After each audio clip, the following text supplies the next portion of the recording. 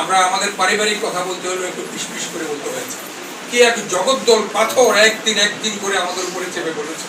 আল্লাহর কি হুকুম, আমাদের প্রিয় ছাত্র সমাজ বৈষম্য বিরোধী ছাত্র আন্দোলন নামে একটা স্লোগান নিয়ে তারা মাঠে নেমে গেছে। আমি প্রথম থেকেই ঢাকায় ছিলাম, আপনারা জানেন।